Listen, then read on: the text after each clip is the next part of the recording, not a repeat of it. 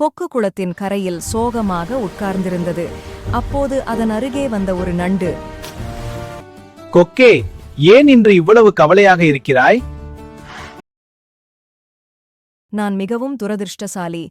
ஒரு சோதிடர் இந்த குளம் விரைவில் வறண்டு போகப் போகிறது என்றும் இங்குள்ள உயிரினங்கள் எல்லாம் இறந்துவிடும் என்றும் சொன்னார். அதனால் நான் கவலைப்படுகிறேன் என்று நாடகமாடியது. இதைக் கேட்ட நண்டு பயந்து போய் மீன்கள் மற்றும் மற்ற உயிரினங்களிடம் சென்று கொக்கு சொன்ன செய்தியை பரப்பியது.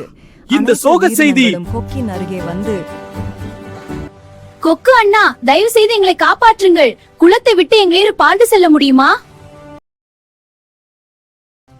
வருத்தப்படாதீர்கள், நான் உங்களுக்கு உதவுவேன்.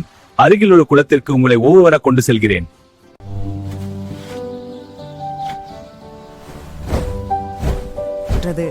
அன்றிலிருந்து கொக்கு தினமும் ஒவ்வொரு மீனாக தன் அலகில் எடுத்துக்கொண்டு பறக்கத் தொடங்கியது.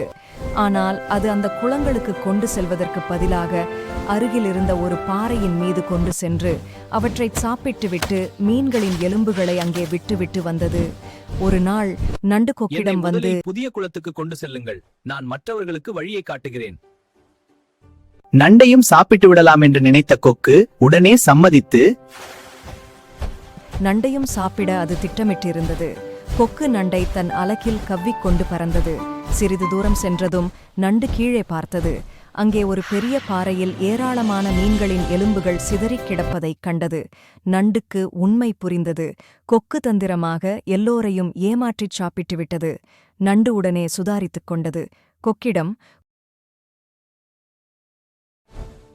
கொக்கொண்ணா, புதிய குளம் எங்கே இருக்கிறது? இங்கே வெறும் பாறையும் எலும்பும் மட்டும்தானே இருக்கின்றன. கொக்கு சூழ்ச்சி அம்பலமாகிவிட்டதை உணர்ந்த கொக்கு பயந்து போனது. அது நண்டை பிடியிலிருந்து விடுவிக்க முயன்றபோது நண்டு தன் கூர்மையான கொடுக்கால் கொக்கின் கழுத்தை இறுக்கமாய் கவ்வியது.